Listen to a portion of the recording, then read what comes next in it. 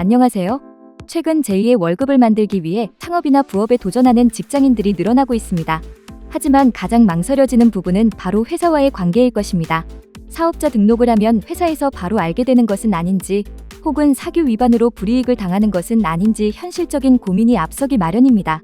따라서 직장인이 개인 사업자를 낼 때 발생할 수 있는 문제점들을 알려드리고, 현 회사에 알려지지 않고 안전하게 운영하는 방법에 대해 정리해드리겠습니다. 먼저 사업자 등록 사실이 회사에 통보되는가에 대한 부분입니다. 결론부터 말씀드리면 관할 세무서에 사업자 등록을 한다는 사실만으로는 회사에서 이를 알 방법은 없습니다.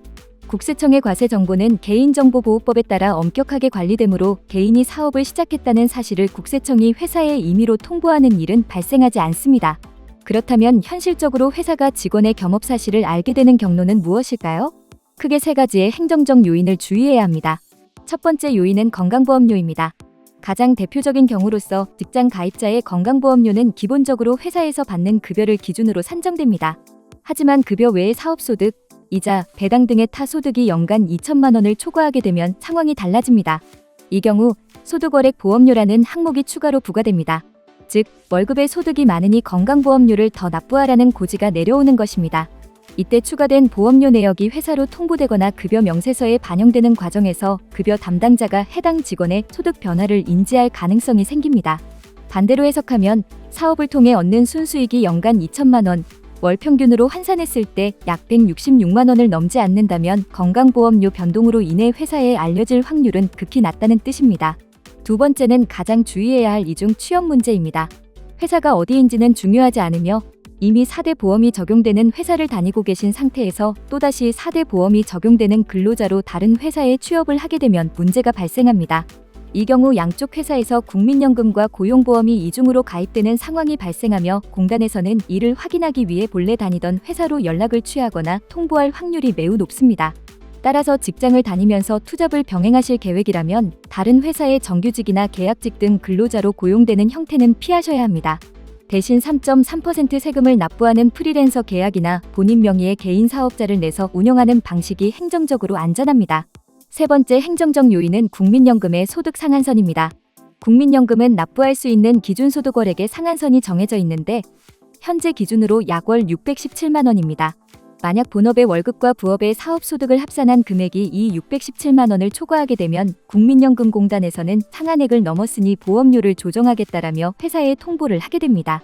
예를 들어 회사 월급이 400만 원인데 부업소득이 300만 원이라면 합계가 700만 원이 되어 상한선을 넘게 되므로 통보 대상이 될 수 있습니다. 따라서 본인의 월급과 예상되는 부업 수익을 합산했을 때 월 617만 원을 넘는지 미리 계산해 보시는 것이 좋습니다. 다음으로 종합소득세 부분입니다. 종합소득세는 개인이 1년 동안 벌어들인 모든 소득을 합산하여 5월에 신고하는 세금입니다. 다행히 이 과정은 개인과 국세청 사이의 업무이므로 소득 금액이 아무리 크더라도 회사가 알 방법은 없습니다. 다만 한 가지 주의할 점은 있습니다. 회사의 연말정산 서류를 제출할 때 건강보험료 납부 확인서 등의 추가 소득으로 인한 보험료 인상분이 표기될 수 있습니다. 이를 방지하기 위해 홈택스에서 서류를 발급받으실 때 회사 제출용으로는 직장 가입자 내역만 선택하여 발급받는 방법을 활용하시면 불필요한 정보 노출을 막을 수 있습니다. 실제로 겸업 사실이 가장 많이 발각되는 원인은 바로 사내 정보 유출입니다. 사업이 일정 궤도에 오르면 주변 동료들에게 성과를 공유하거나 이야기하는 경우가 종종 발생합니다. 하지만 이렇게 무심코 내뱉은 말이 회사에 보고되는 사례가 실제 적발 사례의 대다수를 차지합니다. 따라서 안정적인 사업 운영을 위해서는 회사 내에서는 철저하게 보안을 유지하는 것이 가장 현명한 방법입니다. 마지막으로 법적인 문제, 즉 겸업 금지 조항에 대한 해석입니다. 대부분의 회사 취업 규칙에는 겸업을 금지하는 조항이 포함되어 있습니다. 하지만 헌법상 직업 선택의 자유가 보장되므로 공무원이 아닌 일반 사기업 직원이 단순히 투잡을 했다는 이유만으로 징계나 해고를 당하는 것은 부당하다는 판례가 많습니다. 그러나 주의해야 할 예외 사항이 있습니다.